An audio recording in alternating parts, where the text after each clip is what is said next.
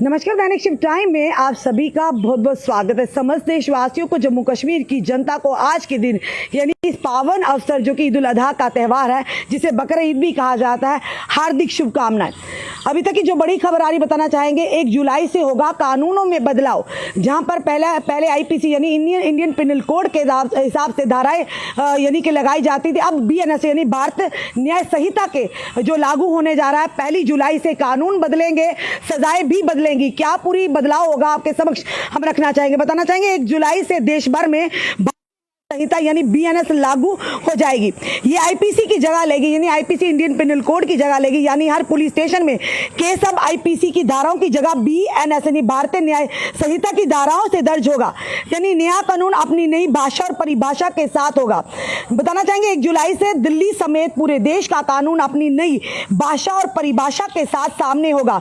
British काल में सन 1960 में अंग्रेजों ने अपनी सुविधा अनुसार जिसे आईपीसी यानी इंडियन पिनल कोड को लागू किया था, उससे लगभग छुटकारा मिल जाएगा। तो अब आईपीसी नहीं बल्कि बीएनएस यानी कि भारतीय न्याय संहिता बोलेंगे। पुलिस के यानी पुलिस की जो धाराओं के तहत जो लगाई जाएंगी, एफआईआर के हेडलाइन के साथ सेक्शन डिजिटल यानी फॉरेंसिक जांच के तौर तरीके सभी बदल जाएंगे, सजाएं भी बदल जाएंगी।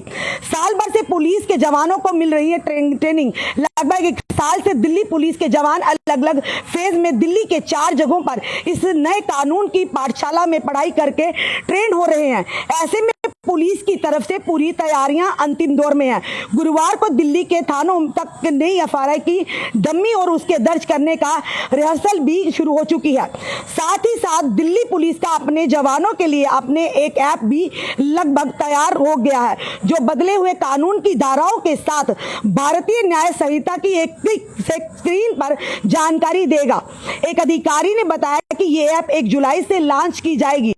दिल्ली पुलिस ने 15,000 से ज्यादा जवान ट्रेन किए हैं। दिल्ली पुलिस ने अपने 15,000 से ज्यादा जवानों को नए कानून से पूरी तरह ट्रेनिंग दी है।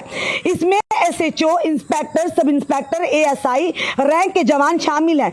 इन्हें ऐप की तकनीकी से लैस तो रखा ही जाएगा, बल्कि क्राइम सीन की वीडियोग्राफी, ऑडियो रिकॉर्डिंग, साथ ही साथ फोटोग्राफी में भी यानी पारंगत होंगे।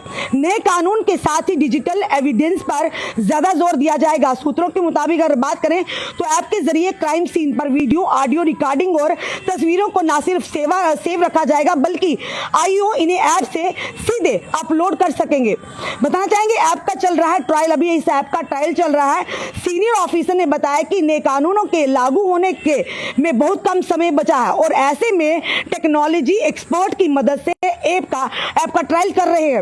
ऐप का यानी कि फोकस डिजिटल प्रूफ को बिना किसी छेड़छाड़ के यानी बिना टेम्परिंग के बनाए रखने पर है। सीनियर अफसर ने यह भी बताया कि बीएनएस में आईपीसी के कई कानूनों को बरकरार रखा गया है, यानी आतंकवाद को भी बताना चाहिए एक अपराध के रूप में लिस्टेड किया गया है। इसकी वजह से पुलिस को सिर्फ यूएपीए पर निर्भर रहने की जरूरत नहीं है। मॉब लॉन्चिंग, नस्ल, जाति, लिंग और भाषा जैसे यानी कैटेगरी के आधारों पर 5 या अधिक लोगों द्वारा हत्या या गंभीर चोट पहुंचाने पर भी अब एक सीरियस क्राइम माना जाएगा। अब बताना चाहिए क्या बदला है एफआईआर के फॉर्मेट में भी। पहले की एफआईआर फर्स्ट इंफॉर्मेशन धारा 154 दंड प्रक्रिया संहिता के तहत 1 जुलाई से एफआईआर फर्स्ट जो है वो अब धारा 173 बीएनएस भारतीय न्याय संहिता के अंतर्गत एफआईआर का बाकी फॉर्मेट इसी तरह का दिखेगा।